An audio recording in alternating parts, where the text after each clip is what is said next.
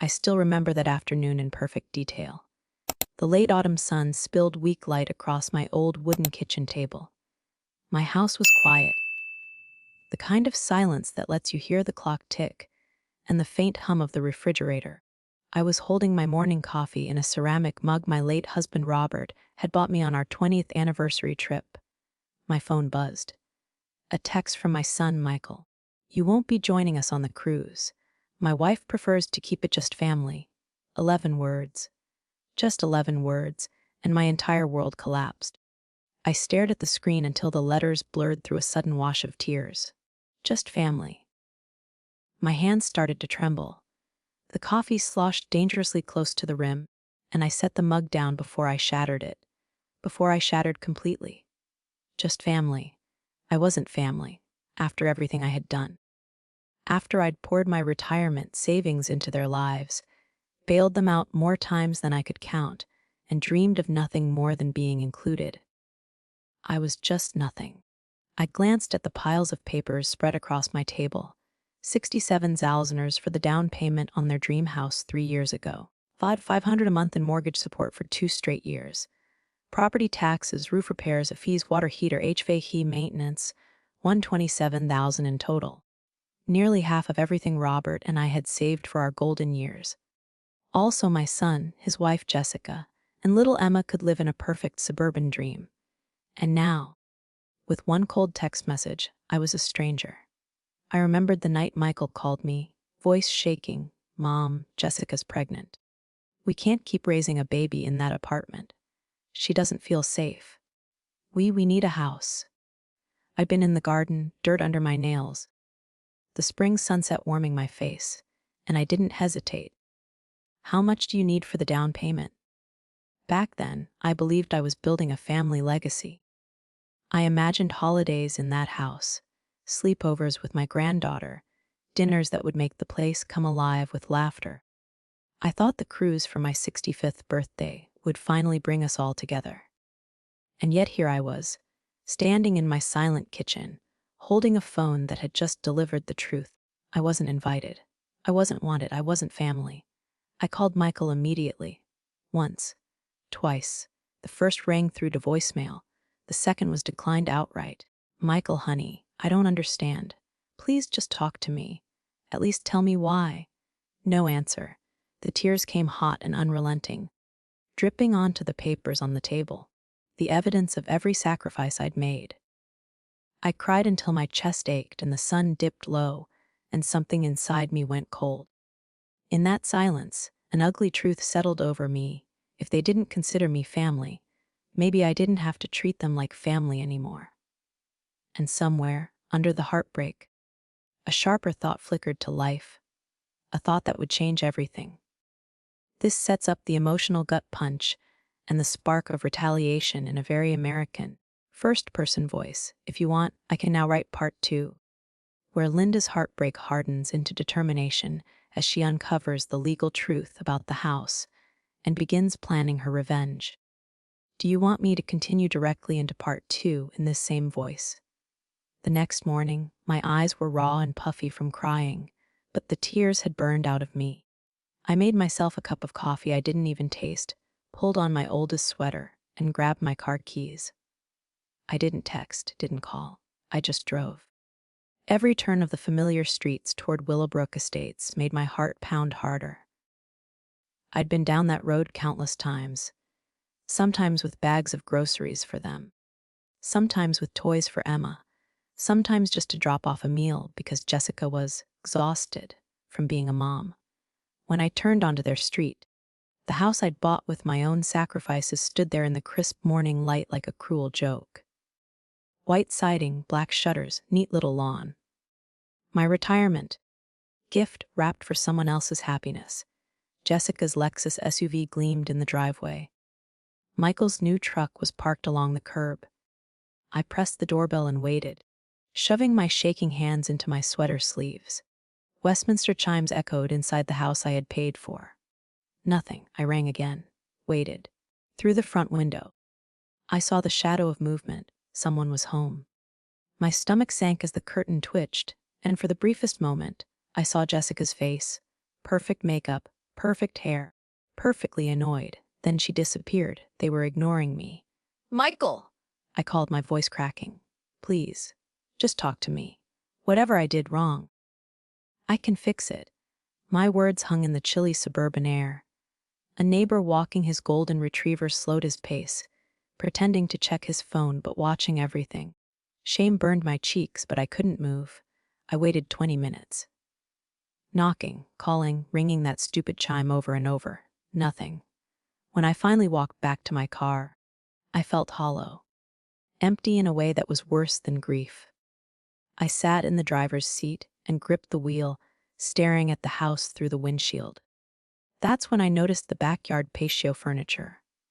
A brand new set with a fire pit and cushioned chairs Jessica had swooned over in a catalog last month. She'd told me they couldn't afford it. My blood boiled. I thought about the Waters 500 auto transfer leaving my account every month for their mortgage, the groceries, the property taxes, the roof repairs, the water heater, and now the cruise. Something in me hardened.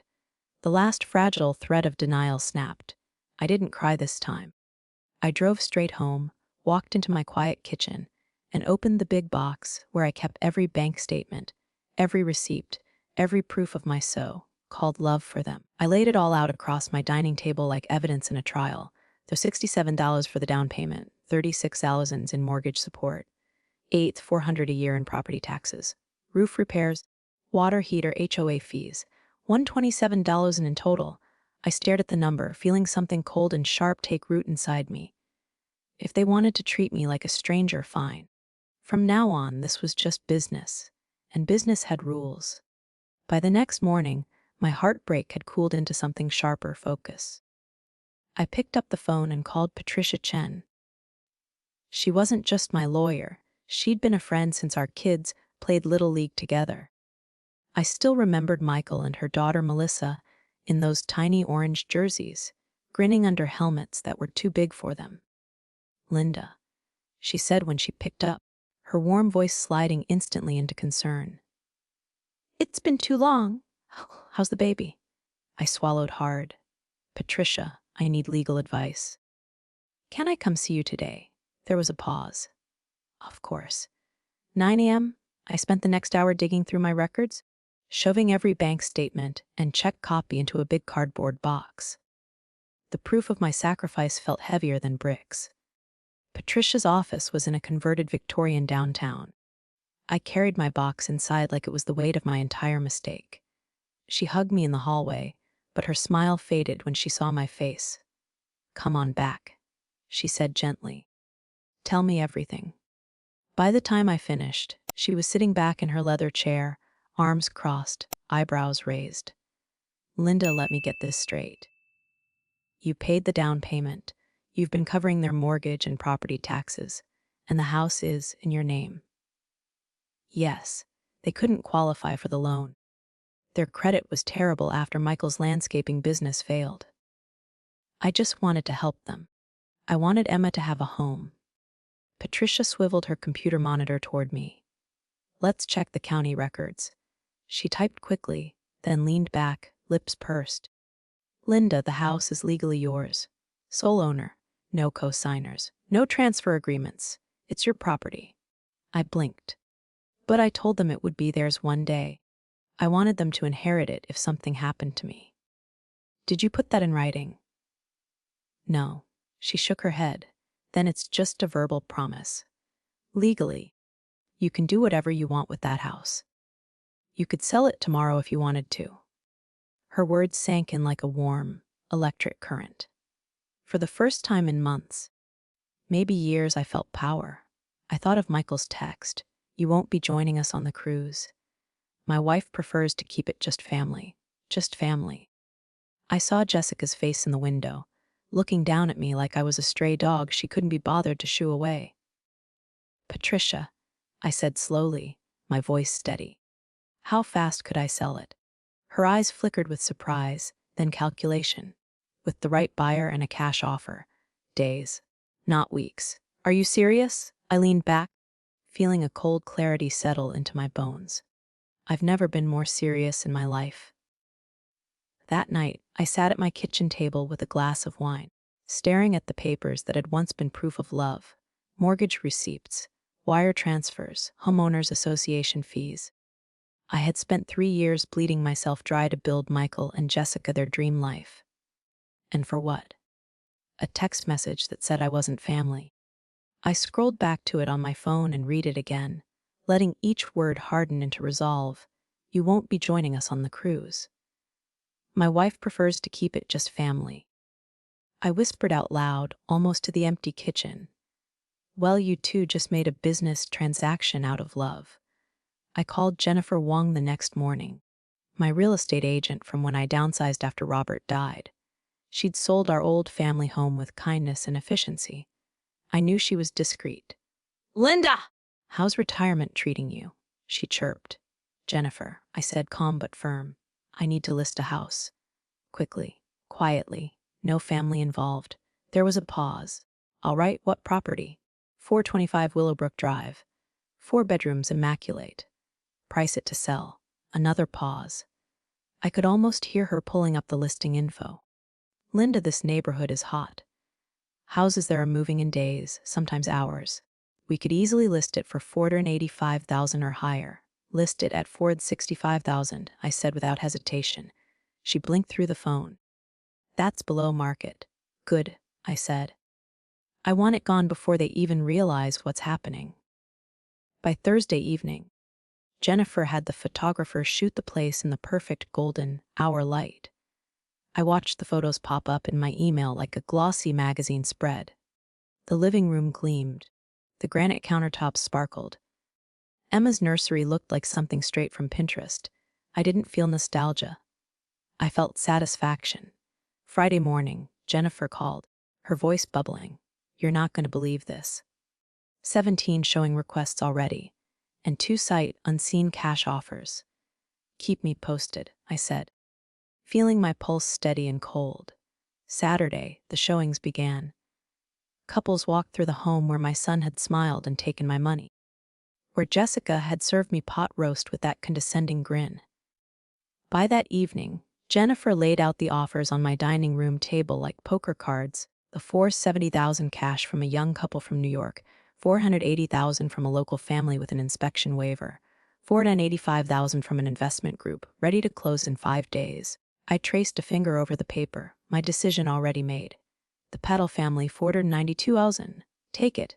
Jennifer's voice caught. Linda, this is the fastest sale I've ever handled, I said, leaning back. Let's make it official before my tenants get back from their cruise. That night, I opened a bottle of Cabernet Robert, and I had been saving for a special occasion. I poured a glass and raised it to the quiet kitchen. To knowing your worth, I whispered, and to people finally getting exactly what they deserve. I never thought I'd enjoy ruining someone's vacation, but the truth is, by Monday morning, I couldn't stop smiling. While Michael and Jessica sipped mimosas on the deck of their luxury cruise, probably wearing the matching "Making Waves with Grandma" shirts I'd paid for, I was signing the papers that would change their lives forever. The house wasn't just listed anymore. It was sold. I sat in the title company's office, the same room where Robert and I had once signed our first mortgage papers decades ago. The Paddles, a sweet young couple expecting twins, were beaming across from me. This is perfect for our family, Priya said, her hand resting on her round belly. We've lost 6 bidding wars. We can't believe this worked out. I smiled, the kind of smile that hides an entire hurricane behind it. It's a good house. It deserves a family who will appreciate it.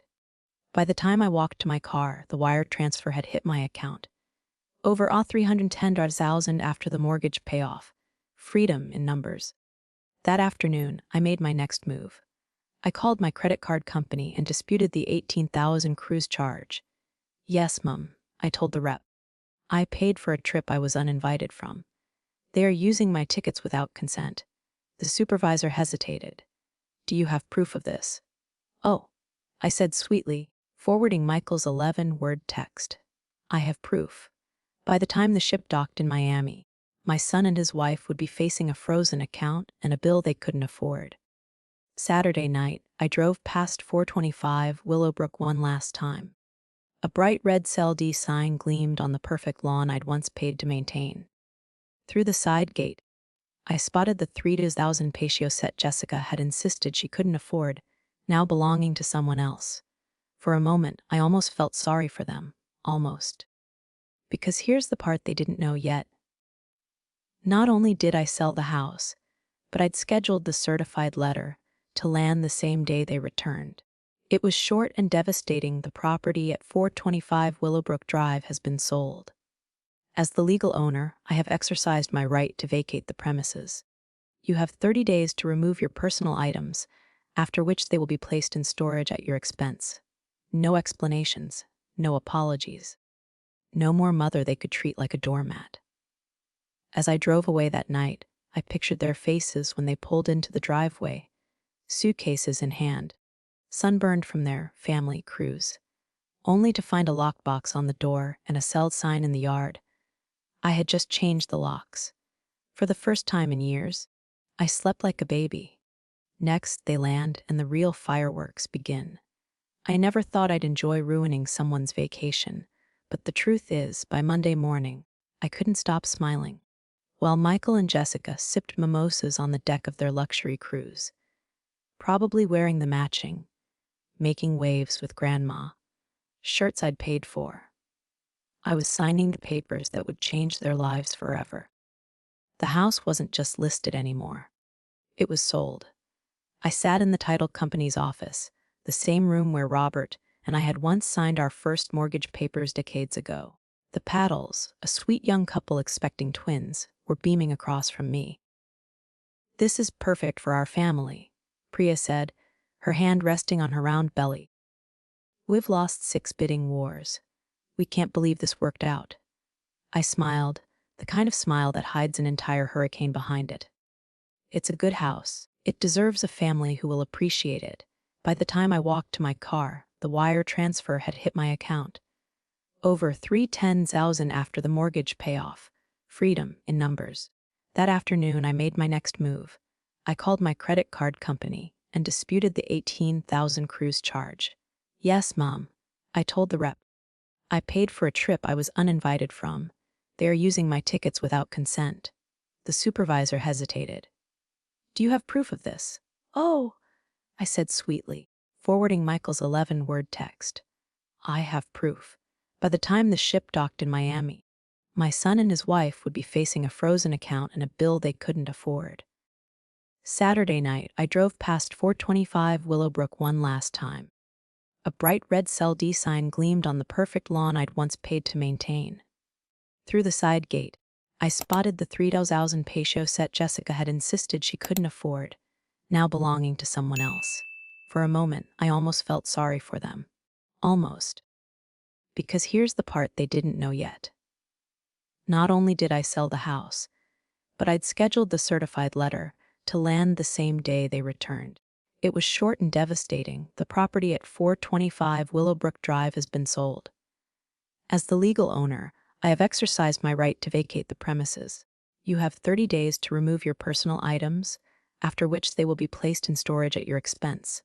No explanations, no apologies. No more mother they could treat like a doormat. As I drove away that night, I pictured their faces when they pulled into the driveway, suitcases in hand, sunburned from their family cruise, only to find a lockbox on the door and a CLD sign in the yard. I had just changed the locks. For the first time in years, I slept like a baby. That night, as I poured myself a glass of wine in the quiet of my kitchen, I finally understood something that had taken me 65 years to learn. Family isn't about blood. It's about respect. And if someone can look you in the eye and treat you like you're disposable, you have every right to walk away and take your peace with you. The morning my son's cruise ship docked in Miami, I poured myself a second cup of coffee and waited. Not for an apology. Those days were over. I was waiting for the storm. It started with a voicemail at 6:52 a.m. "Mom, there's something wrong with the house key. Did you change the locks?" By 7:30 a.m., Jessica's voice replaced his shrill and panicked. Linda, this is Iowa jail. There's a cell D sign on the lawn. Call me back right age 15 m. My phone was vibrating nonstop. 34 missed calls, text after text. I let them pile up like junk mail. I finally answered at 900 a.m. Michael's voice was frantic, with that edge of anger that comes when people realize the game has changed. Mom, what did you do? What I should have done 3 years ago, I said calmly. I sold my house. Oh, your house? We live there. No, I see you stayed there. There's a difference. Jessica screamed in the background. She can't do this! She's insane. We'll sue. I almost laughed. Sue me for what? For selling my own property. Silence. Then Michael's voice cracked, the same way it had when he first begged me for a down payment. Mom, where are we supposed to go? Emma's so tired we have nowhere to sleep. I let the pause linger, letting the truth sink in. You should have thought of that before you uninvited me from the cruise I paid for. By evening, they'd sent one last, desperate text. Mom, please. We messed up. Just tell us what to do to fix this. I stared at the screen for a long moment, then hit delete, because some bridges don't burn in a blaze of rage. Some just disappear. Quietly and completely, the moment you finally realize you deserve better. That night, I toasted myself with a glass of wine and opened the windows of my new villa in Arizona. The desert breeze was warm and soft. I thought about the last year of my life. I lost a house. I lost a son. And I gained freedom I didn't know I was missing.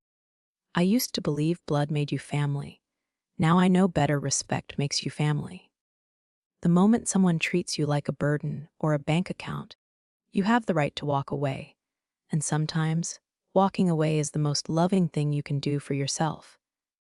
3 weeks after the cruise, I got a letter with my son's handwriting on the envelope.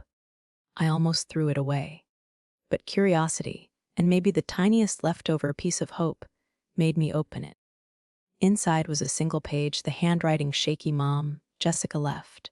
She took Emma and went to her parents in Savannah. She says I ruined her life by letting you sell the house. I'm living in a studio apartment now, sleeping on an air mattress. I can see how you must have felt, working, sacrificing, giving, and getting nothing but demands in return. I see it now, but it's too late. I'm sorry for the cruise. I'm sorry for everything. I don't expect forgiveness. I just wanted you to know I finally understand. Michael, I read it 3 times. I waited for my chest to crack open with either relief or sadness, or some tiny flicker of maternal instinct that would make me run to him. But all I felt was tired. Tired in the way only decades of giving and never receiving can make you. Tired in a way that finally feels like freedom. I folded the letter, put it in a drawer, and went to meet my new friends at Desert Horizons for a Friday night potluck. That night, I laughed until my cheeks hurt. I shared stories with people who valued me for who I am, not for what I could give. Sometimes life gives you one last test. It whispers, do you still want the people who broke you, or do you finally want peace? And I chose peace. I chose me. Thanksgiving came quicker than I expected. For the first time in my life, I wasn't cooking in a frantic kitchen while juggling someone else's demands. No turkey in the oven. No daughter rolling her eyes. No son hiding behind his phone. Instead, I woke up to sunlight streaming through the big window of my Desert Horizons villa, the desert sky painted in soft pinks and golds. I stretched in bed, and for the first time in decades, the holiday felt light. Ruth knocked on my door at 10 a.m., holding a pie still warm from the oven. Ready for your first real Thanksgiving? She asked with a grin. By noon, our clubhouse was buzzing with voices. Neighbors wheeled in dishes. Cornbread, dumplings, casseroles, meals cooked with love, not obligation. We sat at round tables, not a head table with a hierarchy. Everyone passed plates and shared stories. I watched people laugh with the kind of joy that comes from wanting to be together, not pretending to be family. Somewhere between dessert and the second glass of wine, a little boy from down the hall, his grandparents raising him, ran up to me. Miss Linda, "You want to play checkers with me after dinner?" It hit me then, like a warm, steady wave. I was family again, just not to the people I used to beg for a seat at the table.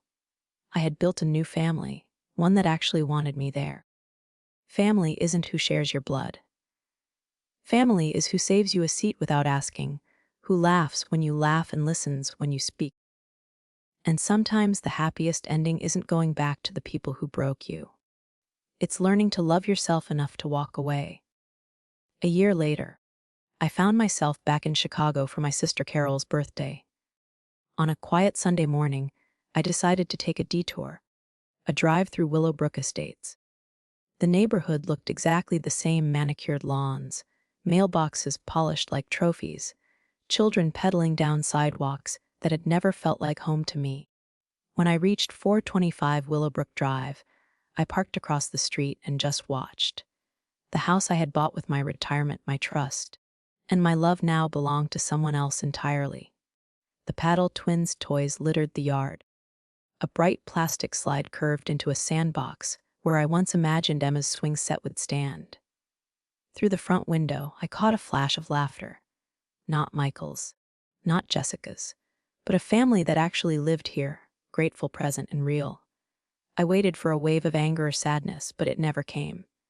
Instead, I felt free. That house had only ever existed in my imagination. I thought it would hold 3 generations, Sunday dinners, and a future I could belong to. But it was never really mine, not in heart, not in spirit. I whispered to the wind, "Goodbye," and started the car. The road stretched open in front of me, leading not to the past, but to everything I had built in my new life. Back in Arizona, the sunset was waiting for me, splashing the desert sky with gold and rose. Ruth and I had plans for a movie night.